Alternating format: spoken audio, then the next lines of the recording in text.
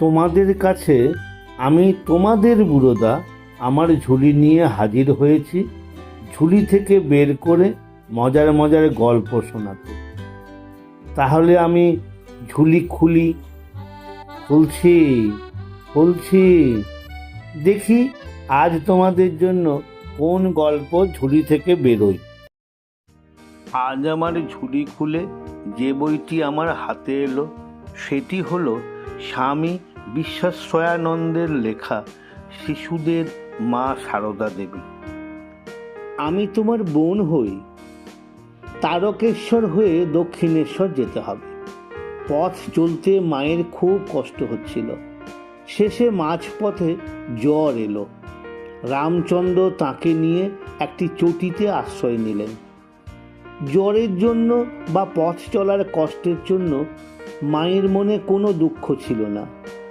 দুঃখ হচ্ছিল এই ভেবে, যে জন্য আসা, দক্ষিণেশ্বরে শ্রীরামকৃষ্ণের কাছে যাওয়া, তাকে দেখা, কাছে থেকে তাঁর সেবা করা, তা বুঝি আর হলো না।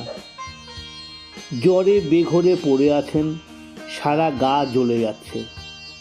এমন সময় দেখেন একটি অতি সুন্দর কালো কুচকুচে মেয়ে এক পা ধুলো নিয়ে বিছানার পাশে এসে বসেছে, মাথায় হাত বুলিয়ে দিচ্ছে। সারা শরীর জুড়িয়ে গেল। মা অবাক হয়ে জিজ্ঞাসা করলেন, তুমি কোথা থেকে আসছো গো? মেয়েটি বললে, দক্ষিণেশ্বর থেকে। দক্ষিণেশ্বর শুনে মা বললেন, ভেবেছিলাম দক্ষিণেশ্বরে যাব, তাঁর সেবা করব, কিন্তু পথে জ্বর আসায় আমার ভাগ্যে ওইসব আর হলো না।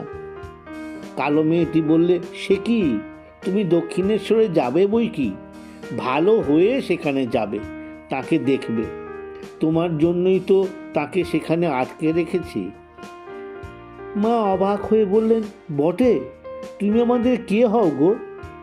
মেয়েটি বললে, আমি তোমার বোন হই। মা বললেন, বটে, তাই তুমি এসেছো? এরপর আশ্বস্ত হয়ে মা ঘুমিয়ে পড়লেন। সকালে উঠে দেখেন জ্বর, গায়ের জ্বালা কিছুই নেই। তোমরা নিশ্চয়ই বুঝতে পারছো, দক্ষিণেশ্বরের মা কালী, মা ভবতারিণী এই অতি সুন্দর কালো কুচকুচে মেয়ের রূপ ধরে মায়ের কাছে গিয়েছিলেন। বসে থেকে লাভ নেই, তারা আবার ধীরে ধীরে হাঁটতে লাগলেন। দক্ষিণেশ্বরে স্বামীর সঙ্গে মিলন। ভাগ্যক্রমে পথে একটি পালকি পাওয়া গেল। রামচন্দ্র শ্রী শ্রী মাকে তাতে উঠিয়ে দিয়ে গঙ্গা তীর পর্যন্ত এলেন। শেষ পথটুকু নৌকো চড়ে রাত্রি 9টার সময় তাঁরা দক্ষিণেশ্বরে পৌঁছলেন। পথে মায়ের আবার জ্বর এসেছিল। শ্রীরামকৃষ্ণ পরম সমাদরে নিজের ঘরেই সারদা দেবীকে রাখলেন। ঔষধ পথ্য ও সেবাদির ব্যবস্থা নিজেই করে দিলেন। সেবার জন্য একজন মহিলাও রইলেন। সব সংশয় ঘুচল। সারদা দেবী বুঝলেন শ্রীরামকৃষ্ণ আগে যেমন ছিলেন এখনো তেমনই আছেন। তাকে যেমন ভালোবাসতেন এখনো তেমনই ভালোবাসেন। লোকে বাজে কথা রটিয়েছে। 3-4 দিন পর মা সুস্থ হয়ে উঠলে শ্রীরামকৃষ্ণ তাকে নহবতের ঘরে নিজ জননী চন্দ্রাদেবীর কাছে পাঠিয়ে দিলেন। চন্দ্রাদেবী নহবতের দোতলায় থাকতেন। শ্রীসীমা নিচের তলায় খুব ছোট ঘরটিতে বাস করতে লাগলেন। ঘরটির চারদিকের সরু বারান্দা দরমা দিয়ে ঘেরা হলো। দরজাটি খুব ছোট। ঢোকার সময় প্রথম প্রথম মায়ের মাথা চৌকাঠে ঠুকে যেত। 2-1 দিন কেটেও গেছে। মা বলেছেন পরে অভ্যেস হয়ে গিয়েছিল। দরজার কাছে এলে মাথা আপনি নুয়ে আসত।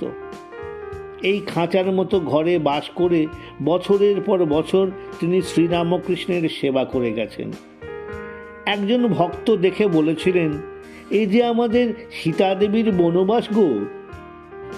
ভোরে উঠে 4টের আগেই পাশে বকুলতলার ঘাটে তিনি গঙ্গা স্নানাদি সেরে নিতেন। একদিন অন্ধকারে ঘাটে নামার সময় পৈঠের ওপর শুয়ে থাকা একটা কুমিরের ঘাড়ে পা দিয়েছিলেন আর কি। কুমিরটা অবশ্য পালিয়ে যায়।